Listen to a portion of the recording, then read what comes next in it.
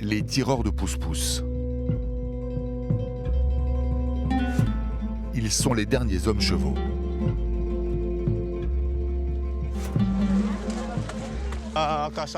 Je vais chercher un sac de charbon. Je dois le livrer au marché. Je serai payé 15 centimes d'euros pour cette livraison. Ce tarif est assez juste. Le charbon, c'est léger.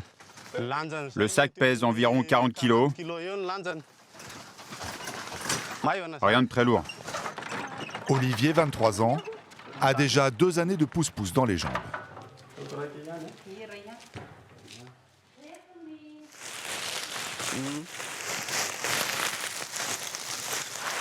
Ce n'est pas cher les pousse-pousse. C'est même très abordable pour la plupart des gens. Une course en taxi, c'est 6 fois plus cher qu'une course en pousse-pouce. Olivier,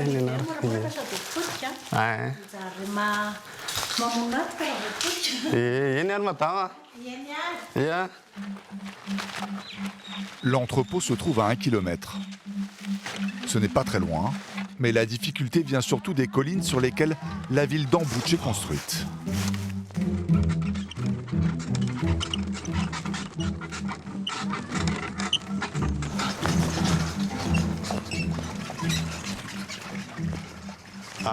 C'est difficile en descente. Mes pieds servent à la fois à diriger et à freiner.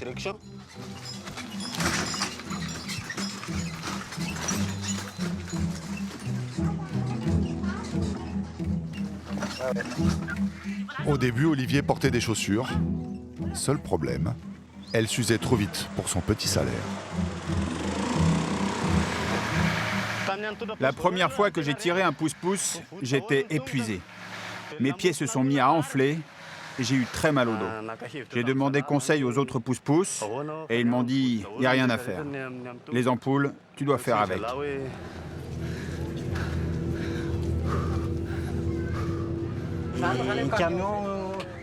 Ici, personne ne nous respecte.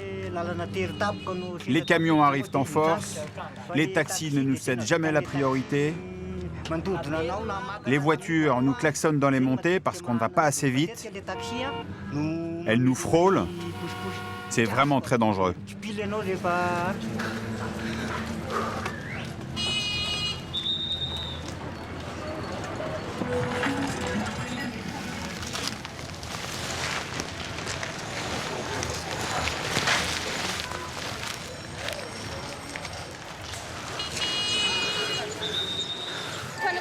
Eo fanantenana? Roanjato sy arivo, roanjato sy arivo. Le lalana ny hitanao le kitaotaona be iny. Ataovy 5 000 zany. 5 000 zay moa re 5 000 zay.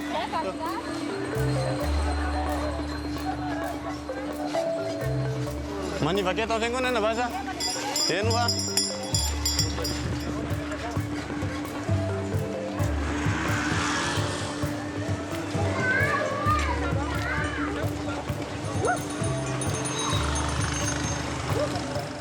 À l'arrivée d'une côte, généralement les clients compatissent à l'effort et mettent pied à terre. Cette dame n'entend pas se fatiguer.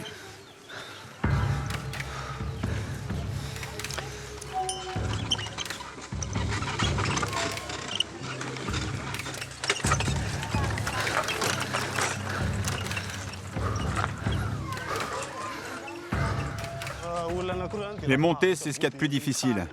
Mais le pire, c'est quand il y a 2 personnes. Leur poids me tire en arrière et les roues s'enfoncent dans la terre.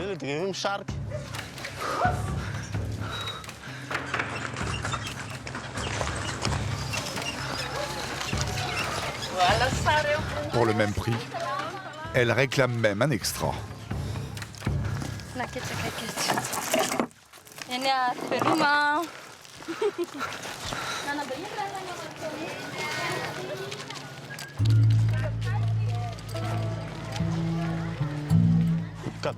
Dans la plupart des cas, les gens ne pensent pas à ma fatigue.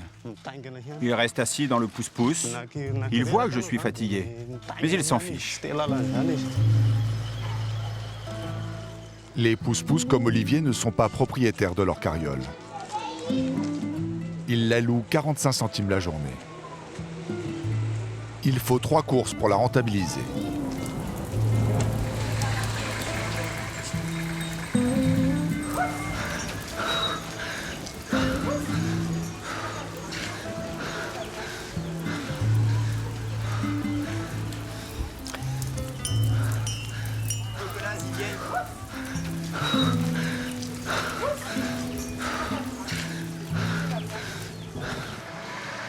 La route est très glissante quand il pleut.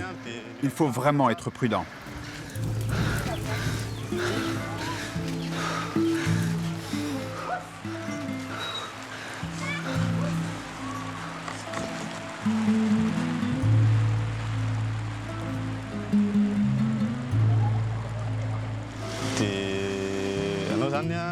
Après une journée à tirer un pousse-pousse, tu es fatigué et tu ne peux plus rien faire. Tu rentres à la maison et même si tu as envie de faire des choses, tu t'endors tout de suite. C'est un travail épuisant. Mais je suis obligé de le faire.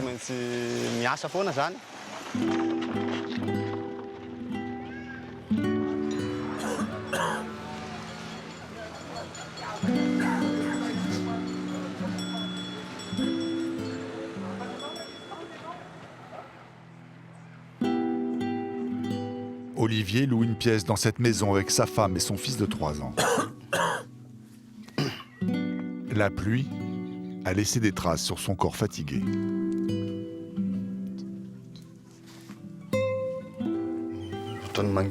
J'ai tellement froid. Je vais mettre mon gilet. Je suis gelé.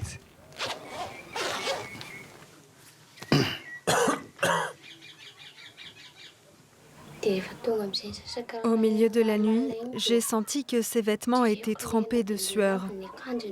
Il transpirait énormément. Ses pieds, ses mains, tout était moite.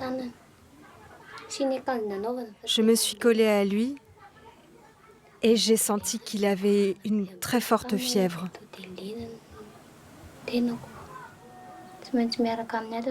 Je dois rester à la maison pour m'occuper de mon mari.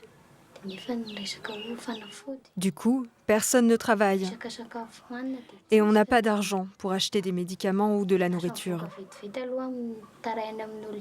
J'ai dû aller mendier. Je n'avais pas le choix.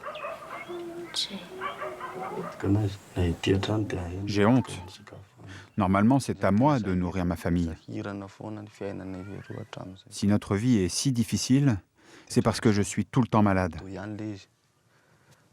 J'aimerais bien que ma santé s'améliore.